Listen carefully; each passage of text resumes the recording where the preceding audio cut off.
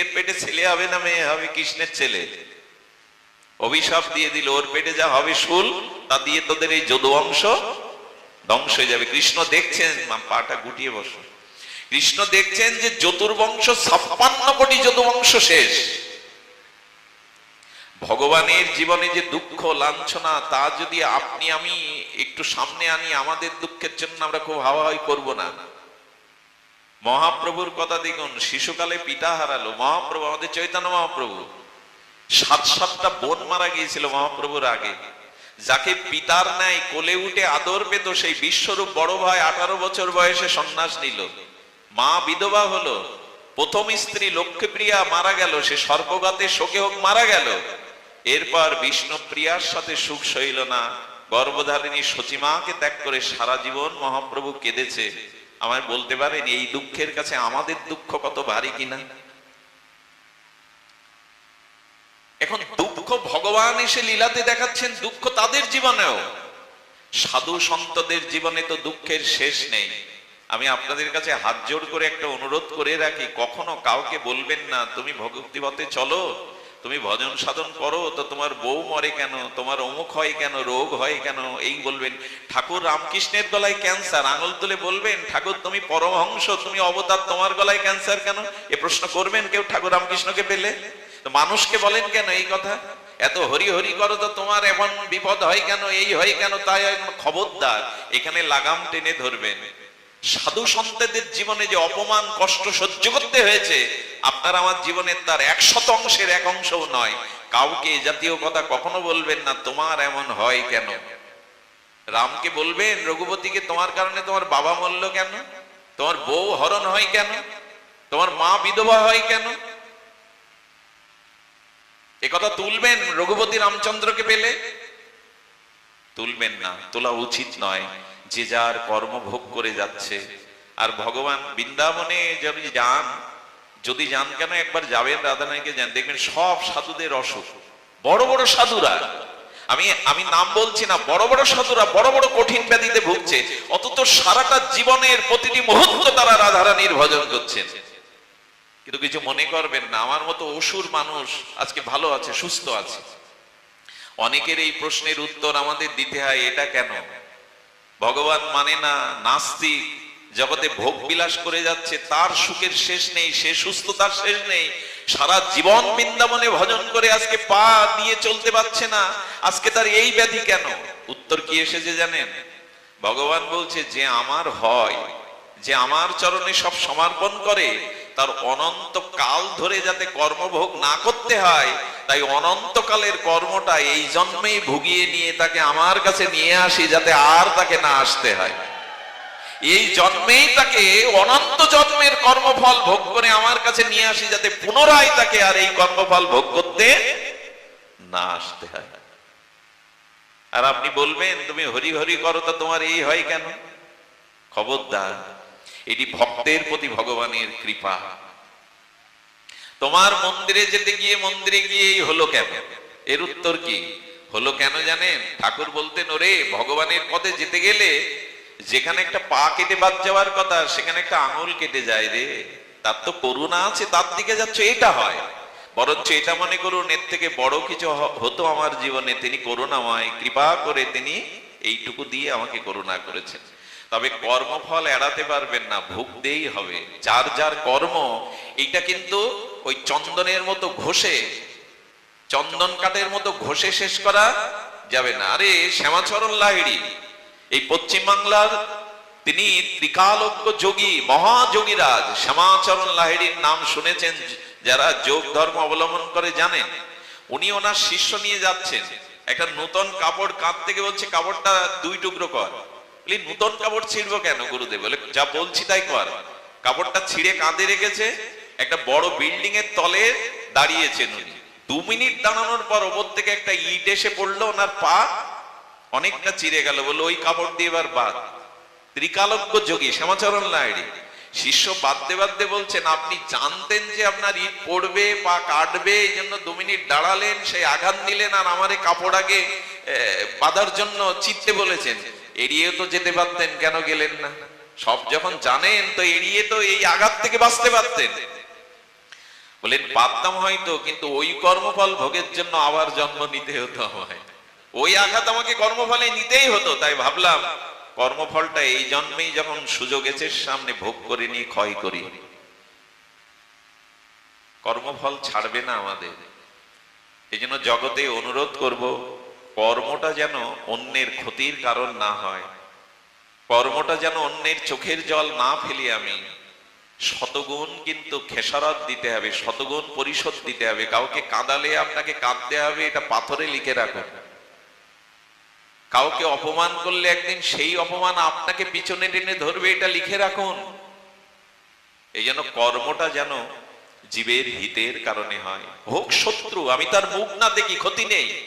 হোক সে আমার প্রতিদ্বন্দ্বী, হোক শত্রু, আমি তার মুখ না দেখি, ছায়া না মারাই, কিন্তু তার ক্ষতির চিন্তা যেন না করি। সেই ক্ষতি কিন্তু আমার বুকে এসে বাঁধবে। লাভ কি অন্যের ক্ষতি দেখে, অন্যের ক্ষতি চেয়ে লাভটা কি? যার কর্ম তাকে ভুগতে হবে। এই জন্য জগতে কর্মফল জনিত দুঃখ সকলকেই ভোগ করতে হচ্ছে। এখন এই দুঃখ আর কত কাল ভোগ করব, কত জন্ম ভোগ করব? এই জন্য সনাতন প্রশ্ন, সনাতন গোস্বামী বলছেন, প্রভু কেন মোরে চারে তাপত্রয়? এর উত্তর এখন আমাদের নিতে হবে। এর উত্তর হলো এই, মহাপ্রভু উত্তর দিচ্ছেন, আমি কৃষ্ণ নিত্য দাস। এই আমার পরিচয় দিল না, যখনই আমি এই পরিচয় ভুলে গেলাম, জীব নিত্য কৃষ্ণ দাস, এই পরিচয় যখনই ভুলে গেল, তখনই তার জীবনে দুঃখের প্রবেশ এলো।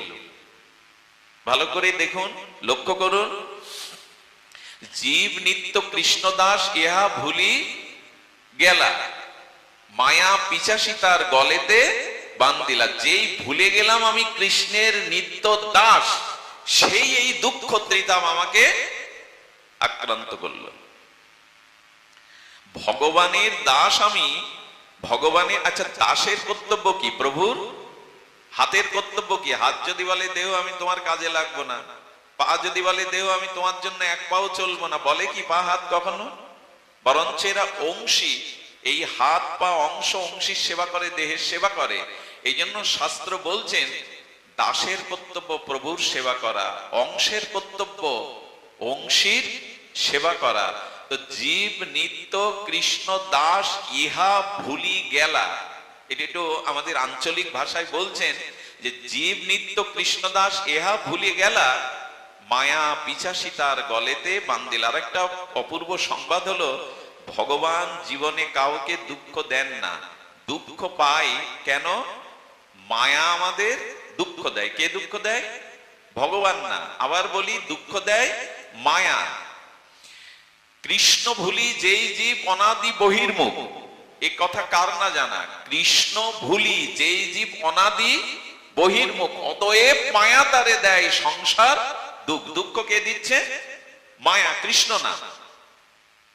মায়া দুঃখ দেয়, কৃষ্ণ দুঃখ দেয় না। কারণ সূর্য অন্ধকার দেয় না, কিন্তু সূর্যের বিপরীতে দাঁড়িয়ে চোখ বন্ধ করে থাকলে অন্ধকার আমাকে ছেয়ে ফেলে।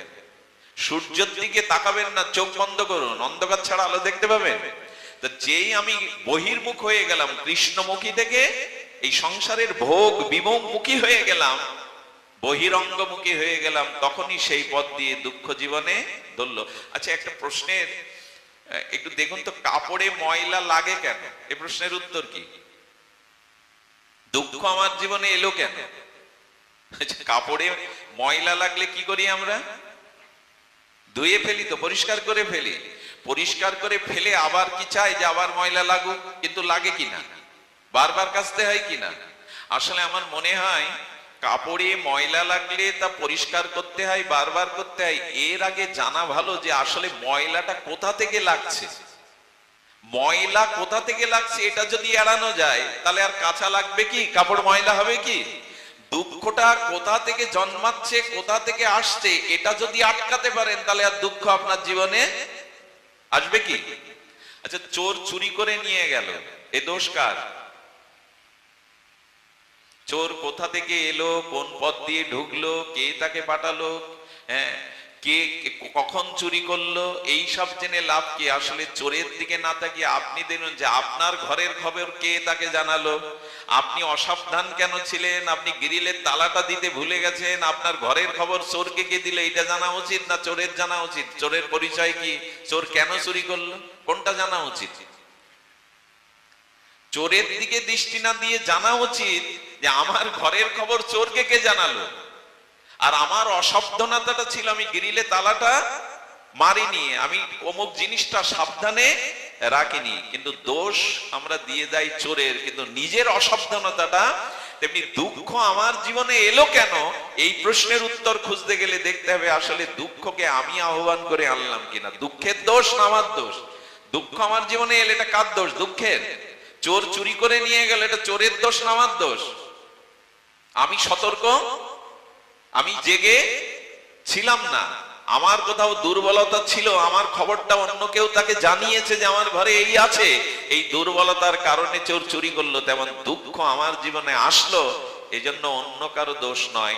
রামপ্রসাদের এই গানগুলোতে এখন বাজে না, দোষ কারো নয় গো মা, আমি সকাত সলিলে ডুবে মরি। কি গাইছেন রামপ্রসাদ? দোষ কারো নয় গো মা। এই জন্য আমার জীবনে দুঃখ কেন, ত্রিতাপ জ্বালায় জ্বলছি কেন, এই প্রশ্নের নানা প্রকার উত্তর হতে পারে, কিন্তু প্রকৃত উত্তরটা মহাপ্রভু দিচ্ছেন। আমরা কি উত্তর দেই জানেন? আমার টাকা নেই বলে দুঃখ, আমার জীবনে অর্থকড়ি নেই বলে দুঃখ, আর আমি লেখাপড়া শিখিনি, গন্ডমূর্খ, এই জন্য দুঃখ। আর বাংলা আর কি বলি, আমি ভালো করে বিদ্যা অর্জন করিনি তাই দুঃখ। দুঃখের পরিচয় এইভাবে অনেকেই দিই আমরা টাকা নেই, আমার গার্জেন নেই, আমার ভালো অর্থবল নেই, আমার বড় লোকবল নেই, আমাকে দেখবার কেউ নেই, সব কারণগুলো আমরা এই বলতে শুরু করি, কিন্তু দুঃখের মূল কারণে কেউ আমরা হাত দেই না। দেখুন, কেউ মনে করে যে গণতন্ত্র নেই তাই আমার দুঃখ, কেউ মনে করে সুশাসন নেই তাই দুঃখ, কেউ মনে করে আমাদের অর্থনৈতিক সচলতা নেই তাই দুঃখ, কেউ বলে ভালো বিদ্যা নেই তাই দুঃখ। এগুলো বাইরের কথা, দুঃখটার মূল কারণ এটি নয়। দুঃখের মূল কারণ হলো যখনই আপনি অন্তর্মুখী বৃত্তি থেকে বহির্মুখী ভোগ বৃত্তিতে চলে গেলেন, যখনই আপনি কৃষ্ণ বিমুখ হয়ে সংসারের কামনা বাসনামুখী হয়ে গেলেন, ওই পথ দিয়েই দুঃখ আপনার আমার জীবনে প্রবেশ করলো। আচ্ছা, এখন আপনার মাথায় কোনো কুচিন্তা প্রবেশ করছে, হৃদয়ে কোনো জ্বালা যন্ত্রণা সংসারে প্রবেশ করছে, ওরা পথ পাচ্ছে না কেন জানেন? সূর্যের দিকে চোখ মেলে তাকিয়েছেন, অন্ধকার কোথায় দেখবেন আপনি? যে কৃষ্ণমুখী হয়, অন্তর্মুখী হয়, দুঃখ তার জীবনে প্রবেশ করতে পারে না। দুঃখ রূপের দুঃখ এলেও তাকে দুঃখিত করতে পারে না। আচ্ছা, মাটি জলে দিন, কি হবে?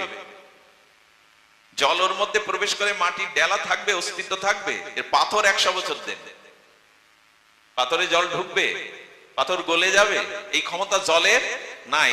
তেমনি যদি আপনি কৃষ্ণমুখী হন, অন্তর্মুখী হন, ভোগমুখী থেকে অন্তর্মুখী হন, দুঃখ আপনার জীবনে কোটি কোটি আসলেও পাথরের মধ্যে যেমন জল প্রবেশ করতে পারে না, আপনার মধ্যেও দুঃখ প্রবেশ করতে পারবে না। এর দৃষ্টান্ত আছে, এর দৃষ্টান্ত আছে শ্রীবাসের ছেলে মরার দৃষ্টান্ত আছে না? মহাপ্রভু কীর্তন করছেন, শ্রীবাসের একমাত্র ছেলে মারা গেল। এই ঘটনা যতবার বলতে যায় ততবার কণ্ঠটাকে চেপে ধরে, বলিস না, এসব কেন বলবি? আরে বলতে গিয়ে দুর্বল হয়ে যেতে হয়। ছেলে শ্বাস উঠেছে, শ্রীবাস কীর্তন করতে করতে, আর ভেতরে গিয়ে দেখছেন তার স্ত্রী মালিনীর কোলে ছেলেটা শ্বাস উঠেছে। তুমি না বাবা, তোমার একমাত্র ছেলে, তার গালে ঔষধ দেবে না? আরে ও শ্বাস উঠেছে, ওই দেখো কি যন্ত্রণা পাচ্ছে। শ্রীবাস বলছেন, ঔষধ আমার কাছে একটাই আছে, অন্য কোনো ঔষধ নেই, ডাক্তারও কেউ নেই আমার জীবনে একজন ছাড়া। ছুটে গিয়ে মহাপ্রভুর চরণ ধুলিটা এনে ওর গালে দিয়ে বললো, এটাই ঔষধ, এটা ছাড়া আমার কাছে কোনো ঔষধ নেই। ওই চরণ ধুলি দিল, ওইখানে ছেলেটা মারা গেল। আচ্ছা, আপনি আমি ওই ভূমিকায় দাঁড়ালে কি করতে পারতাম যেন? এই ভূমিকায় ভগবান কাউকে দাঁড় না করায়, কিন্তু শ্রীবাস কি বলছে জানেন? মালিনী, মালিনী, পুত্র পুত্র বলে মায়ার কান্না কেঁদো না। কেউ বলতে পারে সদ্যজাত পুত্র মারা গেল মার কোলে, মালিনী দেবী বলছেন, আমি মা, আমি ওকে 10 মাস গর্ভে ধারণ করেছি, বুকের দুধ দিয়ে পালন করেছি, আমাকে কাঁদতে নিষেধ করছো? বলো, করছি, যদি আমার কথা না শোনো, শোনো, আমি শ্রীবাস বলছি, আমি যা বলি তাই করি। তুমি যদি এই মায়া কান্না কাঁদো পুত্র রে পুত্র বলে, আর এই কান্না রোল যদি চৈতন্য মহাপ্রভুর কানে গিয়ে তিনি কীর্তন বিশ্রাম দিয়ে আমার গৃহ থেকে চলে যান, তবে শোনো মালিনী, পুত্র হারিয়েছো, সেই সাথে আমাকেও হারাবে। আমি এখনই সুরধনী গঙ্গায় ডুবে আত্ম বিসর্জন দেব। পুত্র হারানোর সাথে সাথে তোমাকে স্বামী হারাতে হবে। কে তুমি? নিষ্ঠুর। বলো নিষ্ঠুর বলো, পাষাণ বলো, কিন্তু মহাপ্রভুর কীর্তন বন্ধ করা যাবে না, মহাপ্রভুর এই আনন্দ সংকীর্তন বন্ধ করা যাবে না। কি করলো জানো? তুমি মা, তুমি নারী, তুমি যদি পুত্রের জন্য ক্রন্দন না থামাতে পারো, একটা অনুরোধ, তোমার আঁচলের কাপড়টা গালে গুজি দিয়ে কাঁদো, যাতে মায়া কান্নার সুরটা মহাপ্রভুর কানে গিয়ে কীর্তন বন্ধ না হয়। এরা কারা? এই যে পাথরের পরিচয় দিচ্ছি না, একমাত্র পুত্র, আর কেউ নেই শ্রীবাসের, তাকে ঢেকে এসে আনন্দে কীর্তন করছেন, মহাপ্রভুর সাথে নিত্য কীর্তন করছেন। এ গল্প নয়, 500 বছর আগে মহাপ্রভুর ভক্তের লীলা। মহাপ্রভু কীর্তন করতে করতে কীর্তন স্তীমিত করে বললেন, শ্রীবাস, আমি কীর্তনে আনন্দ পাচ্ছি না, প্রেম পাচ্ছি না, তোমার গৃহে কি কোনো অমঙ্গল হলো? আপনি আমি হলে কি বলতাম গো? সাক্ষাৎ মহাপ্রভু কীর্তন করছে জানাগি নাই। শ্রীবাস বলছেন, প্রভু তুমি মঙ্গলময়, তুমি যেটা সেটা অমঙ্গল আসতে পারে না। প্রভু সুর যেতে কখনো অন্ধকার যেতে পারে না, তুমি কীর্তন করো প্রভু।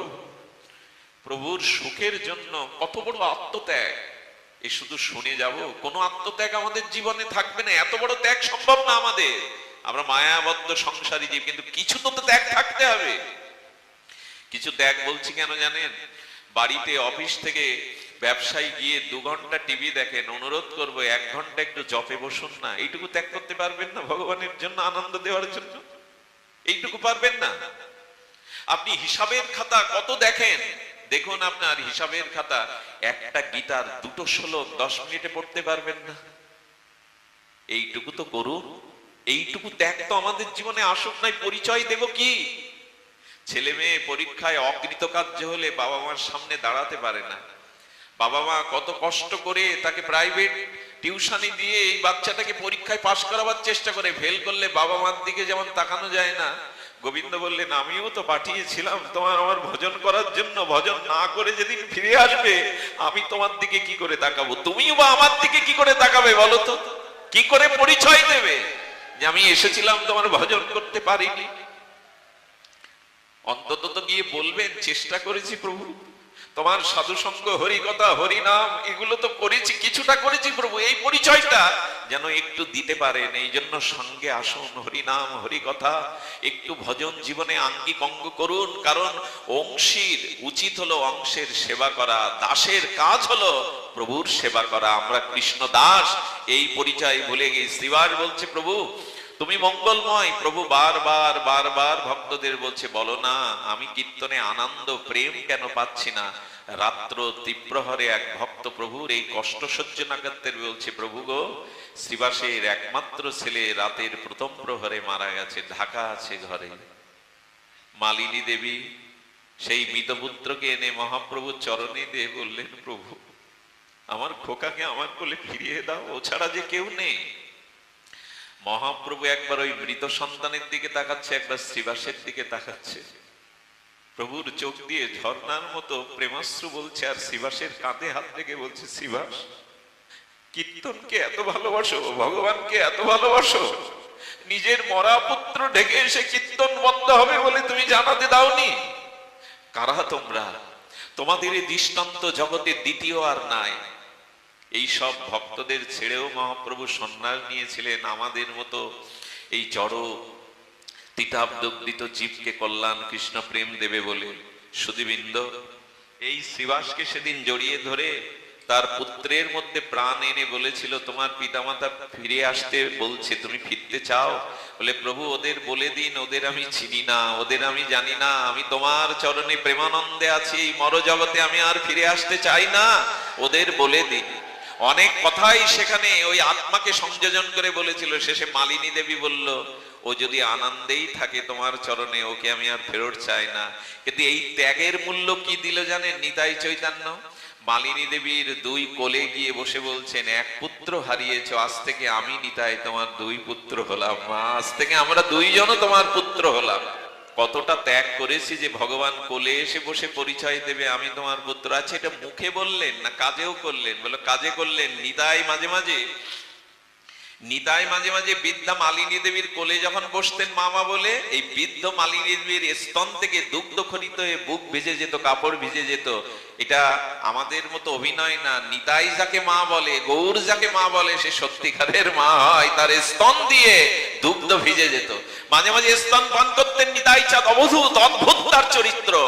ভগবান যাকে বলে আমার, এর থেকে বড় সত্য এই জগতে নাই। সুধীজন, এজন্য আর বহির্মুখ কেন? আর বহির্মুখ কেন? জগতের সৌন্দর্যের দিকে আর কত তাকাবো? সচ্চিদানন্দের সৌন্দর্যের দিকে তাকাবো না? এইবার একটু ভেতরে প্রবেশ করুন। আমি অনেক আগেই বলেছি, লোহার খনি, সোনার খনি, তেলের খনি এই মাটির উপরে থাকে না, এটা নিচে থাকে। এই খনিটা নিচে থাকে। ভেতরে প্রবেশ করুন, আনন্দ আছে। এই বাহ্যিক আড়ম্বরময় বাহ্যিক বহিরঙ্গ থেকে একটু ভেতরে প্রবেশ করুন।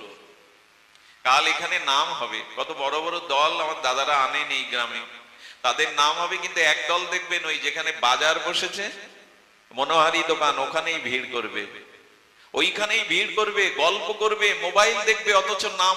আমি বলি কি, এই বহির্মুখিতা যতদিন জীবের না যাবে ততদিন দুঃখকে এড়াতে কেউ পারবেন না।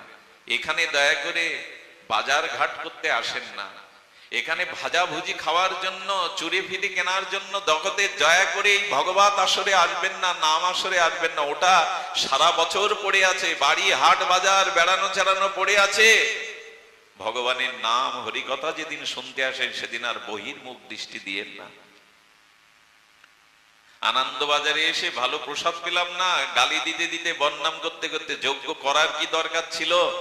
এত বড় দল আনার কি দরকার ছিল? ভালো সেবা হলো না। ওগো, শুধু পেটের সেবাটা বুঝলে, এখানে যে হরিনামের আনন্দময় সেবা, সেই সেবা দেখলে না তুমি? হরিনাম হরিকথার যে সেবা, তা দেখলাম না। দোষ দিয়ে গেলাম এরা আয়োজন ভালো করেনি। এই দুর্দশা থাকলে প্রেম ভক্তি হবে না, ভেতরে প্রবেশ করা যাবে না। এই বহিরঙ্গ ভাব থেকে ভেতরে প্রবেশ করুন। আচ্ছা, এইখানে যারা জুতো পায়ে দিয়ে আমরা এসেছি, কেউ যদি শুরু থেকে শেষ পর্যন্ত, আশা থেকে যাওয়া পর্যন্ত জুতো না খুলি, এখানে যে ভক্তের চরণ ধুলি সেটা আমাকে স্পর্শ করবে তো? অনেক সময় এই ভাবনাও আমরা, জুতোটাও খুলি না। এখানের যে ভক্তদের চরণ রেণু মাখানো আছে, ওটা স্পর্শ করলেই কিঞ্চিত কল্যাণ আপনার হয়ে যাবে। ধুলি কেউ নিয়ে যায় না, ধুলি এখানে থাকে। একটা জিনিস বলুন তো, গাছের শুকনো ডাল যদি জলে পড়ে, ও ডুবে কি না ভাসে? ভাসে। কিন্তু আমি বলি ও একদিন ডুববে। ওই জলটা শুকনো কাঠের মধ্যে যত প্রবেশ করবে, আর ওই জলের যে জলের মধ্যে যে পলিমাটি বয়ে এসে কাদা বালি আছে, ওইটা যখন ওই কাঠে মিশে যাবে, তখন ধীরে ধীরে কাঠটাও ডুবে যাবে। তো এই ভাগবতে আস্তে আস্তে যেদিন সাধুদের অনুভূতির আমার হৃদয়ে প্রবেশ করবে, আর ওই চরণ ধুলি মাখতে মাখতে যেদিন তাদের করুণা ভারী হবে, সেদিন আমিও প্রেম সাগরে, ভক্তি সাগরে ডুবে যেতে পারবো। একদিন না একদিন আমিও শুকনো কাঠের মতো ডুবে যেতে পারবো। আমি আর কতকাল ভাসবো?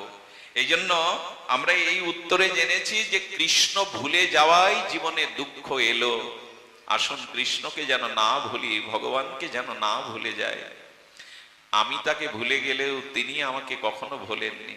একটি লীলা বলেই পাঠ বিশ্রামে যাব। যাকে রেখে এসছি, এই সময় আসার কথা না, তবু আমি থেকেও বা কি করবো? তিনি রাখলেই থাকবেন। এই জন্য একটা সময়ের ব্যস্ততা, কিন্তু ভুলে গেছি। একটা লীলা বলি যে আমি ভুলে গেলেও ভগবান আপনাকে ভোলেননি। এক দম্পতির সন্তান ছিল না।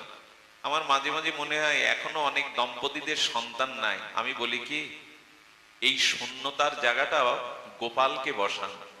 হাউমাউ না করে, দুঃখ না করে, ওখানে গোপালকে বসান। ও আপনার পুত্রের দায়িত্ব নেবে। আমি বলছি নেবে, নিয়েছেন, এই দৃষ্টান্ত আছে। ও আপনার পুত্রের দায়িত্ব নেবে যদি গোপালকেই পুত্র রূপে এই শূন্যস্থানে বসাতে পারে। এক দম্পতির সন্তান ছিল না। আর সন্তান যাদের নাই, সকালে উঠে বলতো কি, তোমরা বেরো কেন? তোমাদের মুখ দেখলে যাত্রা, বলে না অনেকেই, তোমাদের মুখ দেখলে যাত্রা অশুভ হয়। এই কলঙ্ক যখন দেয়, তখন স্বামী স্ত্রী মিলে জগন্নাথ মন্দিরে গিয়ে চোখের জল ছেড়ে দিয়ে বলছে, জগন্নাথ, এই কলঙ্ক থেকে আমাদের উদ্ধার করতে পারো না?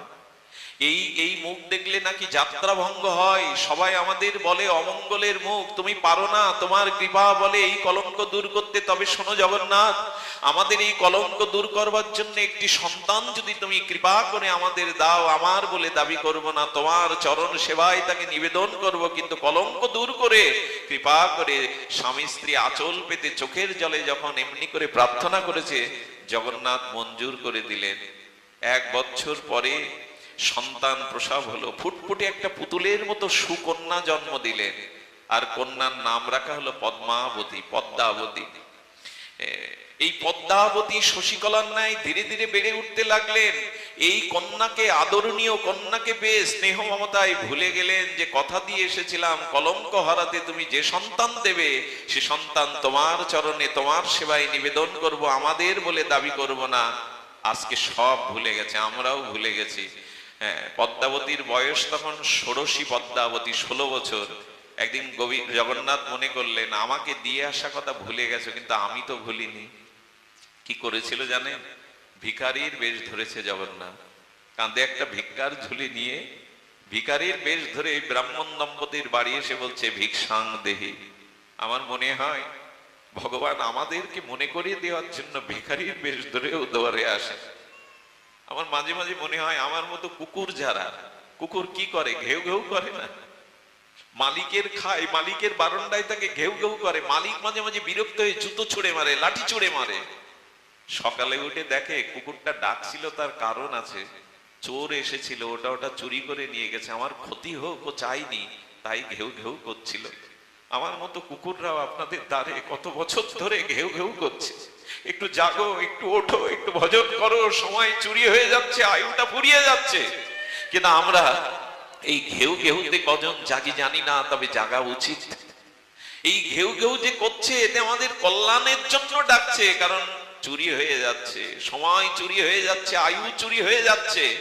এই জন্য এই জাতীয় বৈষ্ণবের দুয়ারে গিয়ে যে বৈষ্ণবের দাসগণ, কুকুরগণ ঘেউ ঘেউ করে হরিনাম করে, একে এড়িয়ে যাবেন না, একে এড়িয়ে যাবেন না। আপনার জীবনের মূল্যবান আয়ু, সময় চুরি হয়ে যাচ্ছে।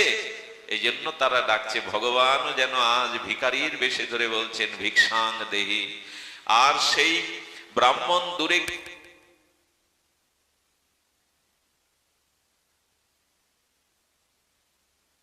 ভিখারি দুয়ারে দাঁড়িয়ে বলছে, ভিক্ষাং দেহি। গৃহকর্তা বলছেন, মা পদ্মে। দুয়ারে ভিখারি নারায়ণ দাঁড়িয়ে দাও, আঁচলে করে। আগেকার মায়েরা অনেকে আঁচলেও ভিক্ষা দিত, এমন যেন বাটি আছে, আঁচলেও আগেকার মায়েরা দিত। আঁচলে পদ্মাবতী এসে দাঁড়িয়েছে। আচ্ছা, যারা ভাস্কর প্রতিমা তৈরি করে, পুরো প্রতিমা রং তুলি দেওয়ার পরে দূরে আসিয়ে দেখে না যে আমার তৈরি করা প্রতিমা কেমন মানিয়েছে, কেমন সুন্দর দেখতে? জগন্নাথ পদ্মাবতীর আপাদ মস্তক দেখছে। কেন জানেন? পদ্মাকে তো পাঠিয়েছে ভগবান, নিজের তৈরি করা প্রতিমার মতো দেখছে। দূরে ব্রাহ্মণ বলছে, ও ভিখারি হয়েছ, এত তো চোখের দৃষ্টি যায়নি। আমার সুন্দরী পদ্মাবতী কন্যার পানে দৃষ্টি দিয়ে তুমি অশুভ দৃষ্টি দিচ্ছ, এখনো তোমার দৃষ্টি শুদ্ধ হয়নি। পদ্মা, ভিক্ষা দিস না, ওকে আমি শিক্ষা দেব। শিক্ষা কি দিলেন জানেন? হ্যাঁ, তোমার দৃষ্টি শুদ্ধ নেই, আমার সুন্দরী কন্যাকে দেখে তুমি রূপ মেয়েতে গেছো। গলা ধাক্কা দিয়ে ফেলে দিল, বেরিয়ে যাও। ভক্তকে মনে করিয়ে দেওয়ার জন্য, ফিরিয়ে আনার জন্য ভগবান গলা ধাক্কাও খান। বলি হারি ভগবান তোমার ধৈর্য। পড়ে গিয়ে তখন বলছেন, ওগো পদ্মা কার? এই দেখুন, যে পরিচয় দিচ্ছিলাম আমি, আমার পরিচয় কি, কে আমি? প্রশ্ন করছে, পদ্মা কার? পিতা বলছেন, পদ্মা আমার মেয়ে। জগন্নাথ ভগবান বলছে, পদ্মা আমার। ও বলছে, পদ্মা আমার মেয়ে, আমার পদ্মা। মনে করে দেখো, আজ হতে 16 বছর পূর্বে এক আধার রজনীতে আমার মন্দিরে গিয়ে তুমি এই নিবেদন করেছিলে, একটি সন্তান আমায় দাও, আমার বলে দাবি না করে তোমার চরণে শোভে দেব। ভুলে গেছো তুমি সেদিনের কথা? যেই বলেছেন মূর্ছিত হয়ে পড়ে গেছেন সেই পূর্ব স্মৃতি মনে করে। যখন জ্ঞান ফিরল, পদ্মাকে বলছে, ও মা পদ্মারে, ভিখারি কোন পথ দিয়ে চলে গেছে বল? চলে গেছে ভিখারি? বলে, গলা ধাক্কা দিয়ে আবার তার জন্য কাঁদছো কেন? কে ওই ভিখারি? কে বলে গেল যে আমি তার না তোমার? ওরে মা পদ্মারে, তুই আমার নস। জগন্নাথের কাছে চোখের জলে তোকে পেয়েছিলাম, তুই জগন্নাথেরই। আমি ভুলে গেছিলাম তোর স্নেহ মমতায়। আজ ভিখারি হয়ে এসে আমাকে জানিয়ে গেল তুই আমার নয়, তুই জগন্নাথের। বল কোন পথ দিয়ে চলে গেল? সেই চলে যাওয়া পথের চরণ ধুলিতে গড়াগড়ি দিয়ে ওই দিনই পদ্মাকে নিয়ে জগন্নাথ মন্দিরে গিয়েছিলেন। নাও তোমার বস্তু আজ তোমাকে সমর্পণ করলাম। জগন্নাথ স্বপ্নে দেখিয়ে বললেন, ওকে আমার কাছে না, কেল্লবিন্দু গ্রামে এক বিল্লবৃক্ষের তলে বসে এক মহান সাধক ভজন করছে, কবি জয়দেব, তুমি তার কাছে এই পদ্মাকে রেখে এসো। আমরা যে জয়দেব পদ্মাবতী শুনি না, এই সেই পদ্মাবতী। আমার বলবার উদ্দেশ্য হলো, গলা ধাক্কাকে ভিখারি হয়েও ভগবান মাঝে মাঝে জানিয়ে দেন সাধু বেশে, বৈষ্ণব বেশে, ওগো তোমার জীবনে দুঃখের একটাই কারণ, তুমি কৃষ্ণ ভুলে গেছো, কৃষ্ণ বিমুখ হয়ে গেছো, তুমি সংসারমুখী হয়ে গেছো, তুমি বহির্মুখী হয়ে গেছো। যতদিন ভেতরমুখী না হবেন, অন্তর্মুখী না হবেন, আমি আপনাদের দৃঢ় কণ্ঠে বলতে পারি দুঃখের হাত থেকে নিষ্কৃতি পাওয়া যাবে না। কৃষ্ণ ভুলি যেই জীব অনাদি বহির্মুখ। আচ্ছা বলুন তো, সোনা থেকে যদি শান্তি হতো, সোনা সোনা দিয়ে যদি শান্তি হতো, মন্দাদরির শান্তি হতো না? সোনা দিয়ে যার লঙ্কা, সেই রাবণ শান্তি পেত না? একটু উত্তর দিন না। আমার কাছে যদি সোনার লঙ্কা থাকে, আমি শান্তি পাবো? রাবণ পেল, মন্দাদরি পেল? আমার কাছে যদি বাড়ি গাড়ি অর্থ থাকলেই শান্তি থাকবে, পদ প্রতিষ্ঠা যাদের আছে তারা শান্তি পেত। আসলে কি বলতে হয় জানেন, দুঃখের হাত থেকে নিবৃত্তি আর পরম শান্তি পেতে গেলে আমাকে কৃষ্ণের হতে হবে, গোবিন্দমুখী হতে হবে, ভজনমুখী হতে হবে। এছাড়া আজকে সারাদিন যারা সংসারে ছিলেন, চাকরি করেছেন, টাকা রোজগার করেছেন, ব্যবসা করেছেন, খাওয়া দাওয়া করেছেন, স্ত্রী পুত্র বন্ধু বান্ধবের মধ্যে ছিলেন, বিনোদনের নিমন্ত্রণ বাড়ি গিয়েছিলেন, আপনি খুব সত্য করে বলুন না, এখন যে শান্তিটা পাচ্ছেন আপনি সাধু সঙ্গে হরিকথা, এটা সংসারে সারাদিন পেয়েছেন কিনা? কই এখানে তো কেউ আপনাকে ভালো আসন দেয়নি, কেউ তো মালা চন্দন করিয়ে বরণ করেনি, কেউ তো আপনাকে এখানে অন্য কিছু দেয়নি, অর্থবিত্ত যশ খ্যাতি কিছুই দেয়নি। শান্তি কেন পাচ্ছেন জানেন? বহির্মুখ থেকে জীব যখন অন্তর্মুখী হয়, কৃষ্ণমুখী হয়, তখনই শান্তি তাকে আশ্রয় করে। এই জন্য অনাদি বহির্মুখ থেকে আসেন, আমরা কৃষ্ণমুখী হই। আর কতকাল ভোগের দিকে দৃষ্টি দেব বলতে পারেন? আর কতকাল এই দেহটার দিকে দৃষ্টি দেব? দ্বিতীয় প্রশ্নের সমাধান দেওয়ার যোগ্যতা আমার নেই, সামর্থ্য আমার নেই, কিন্তু মহাপ্রভু চৈতন্য চরিতামৃতে বললেন, কৃষ্ণ ভুলি যেই জীব অনাদি বহির্মুখ, অতএ মায়া তারে দেয় সংসার দুঃখ। দ্বিতীয় প্রশ্নের সমাধান এখানে। তৃতীয় প্রশ্ন কি ছিল? কইসে হিত হয়, আমার মঙ্গল কি করে হয়? এই প্রশ্নের উত্তর এখন আমরা সামান্য জানবো। আমার প্রকৃত হিত কি করে হয়, প্রকৃত মঙ্গল কি করে হয়? সুধীবৃন্দ, শাস্ত্রী বলেছেন, মহাপ্রভু উত্তর দিচ্ছেন যে দেখুন, কে আমি? জীব নিত্য কৃষ্ণ দাস। আমার দুঃখ কেন, ত্রিতাপ জ্বালা কেন? তো কৃষ্ণ ভুলি যেই জীব অনাদি বহির্মুখ, মায়া তারে দেয় সংসার দুঃখ। আর জীবের প্রকৃত মঙ্গল কিসে, সেটাই বলছেন যে জীবনে দেখুন, এই যে গলে একটি মালা দেয়া হয়েছে, প্রবক্তা ব্যাসাসনে যিনি বসেন, ফুলগুলো কোনোদিন মালা হতে পারত কি যদি সুতোতে গাঁথা না হতো? আমি যে লজ্জা নিবারণ করেছি, আপনি যে লজ্জা নিবারণ করে কাপড়টা পরেছেন, এই সুতো যদি না থাকতো, সুতো বা রেশমি, এইটা দিয়েই তো কাপড় তৈরি হয়। রেশমি হোক, সুতো হোক, সুতো দিয়েই তো বস্ত্র তৈরি হয়। সুতো না থাকলে বস্ত্র কোথায় পেতাম? লজ্জা নিবারণ করতাম কোথায়? এই জন্য মালার কারণ হলো সুতা, কাপড়ের বা বস্ত্রের কারণ হলো সুতা। তেমনি জীবনের প্রকৃত মঙ্গলের কারণ হলো হরি ভজন, ভগবত ভজন। ভজন ছাড়া জীবের প্রকৃত কল্যাণ হতে পারে না। এই যজ্ঞের লিফলেটে কি লেখা থাকে? যজ্ঞের লিফলেটে লেখা থাকে কি থাকে? লেখা থাকে যে সমস্ত জগৎ জীবের কল্যাণের জন্যই নাম যজ্ঞ। সুধীবৃন্দ, তেমনি জীবের মঙ্গল তখনই হয়, অত্যান্তিক কল্যাণ তখনই হয়, জীব ইহকাল পরকালে শান্তি তখনই পায় ভগবানের সেই চিন্ময় গীতার বাণী, তমেব শরণাঙ্গশ্চ সর্বভাবেন ভারত তৎপ্রসাদাৎ পরাং শান্তি স্থানাং প্রাপস্যি সশাশ্বতাম। শোনো অর্জুন, আমার স্মরণ নাও। অর্জুনকে ডেকে ডেকে গোবিন্দ কত আদর করে ধ্রুব সঙ্গীতের মতো গেয়ে চলেছেন। মন্মনা ভাব মদ ভক্ত মজ্জা জীবাং নমস্কুরু মাম বৈশসী সত্যং তে প্রতি জানে প্রিয় হসিমে। অর্জুন, একা পথ চলো না, আমাকে সাথে নাও। এই সংসার পথে একা অনেকবার চলেছো, শান্তি পাওনি, লক্ষ্যে পৌঁছাতে পারোনি। অর্জুন, দয়া করে আমাকে তোমার সাথে নাও। আমাকে সাথে নিলে তুমি পথ হারাবে না, এ পথে অন্ধকার দেখবে না। আমার চলার পথে, জীবন চলার পথে ভগবানকে সাথী করেছি তো আমি। ভগবানকে সাথী করুন, একা চলতে যাবেন না। একা চলতে গেলেই পৌঁছানো যাবে না। এই জন্য গোবিন্দ বললেন, মনটা আমায় দাও, মনটা অন্য কাউকে দিও না, মনটা আমায় দাও।